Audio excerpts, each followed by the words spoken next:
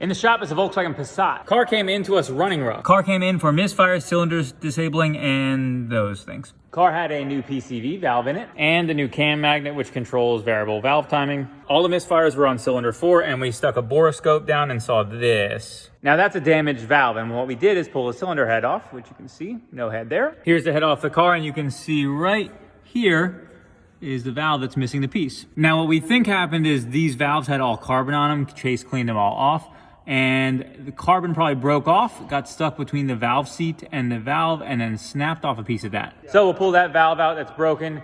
Chase will then lap it, put a new valve in it, and then fix the car.